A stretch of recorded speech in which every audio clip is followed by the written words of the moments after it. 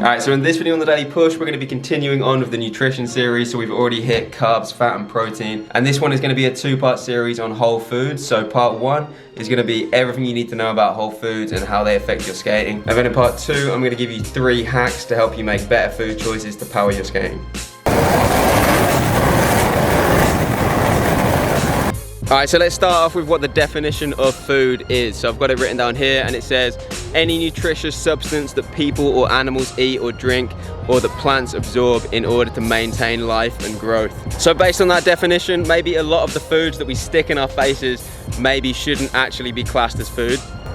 So back at the start of time, there was this battle between humans and pigeons, and it was really like head to head for a long time. But the thing that really allowed humans to progress and just surpass the pigeons was our ability to process foods. Like, we became absolute masters, bosses of food processing, and this was really essential for our growth as a species, because with processing food we could make it last longer, we could make it cheaper, and then eventually we could just make it straight up tastier as well. So an absolutely essential food in almost any British diet, at least when I was growing up, was this processed ham called Billy Bear ham.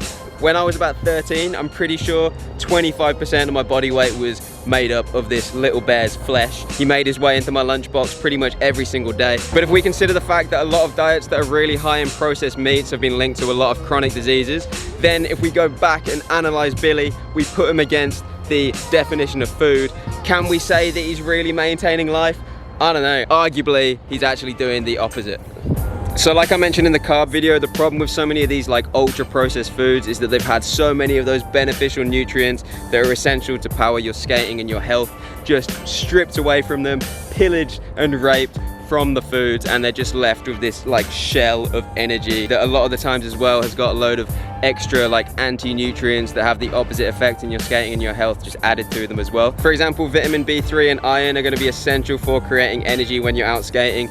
You've also got things like sodium and potassium that just help your cells function properly. But maybe you're there and you're thinking, well mate, my Billy Bear ham has some extra B3 injected into its flesh, so it does have its vitamins. And yeah, a lot of foods do have these extra minerals and vitamins added to them, but it's not just about these vitamins and minerals, because there are also literally like thousands and thousands of other micronutrients that come in whole foods that are gonna aid your skating and your health in certain ways as well. For example, specific phytonutrients are gonna help your body just handle more stressful sessions and damaging sessions, and then they're just gonna help you recover faster as well. And the thing with nutrients as well is that a lot of the times they need other nutrients to help them be absorbed, and the whole foods usually have those exact nutrients like right there in the food and in the right amounts as well. It's almost as if we evolved to eat food from the earth.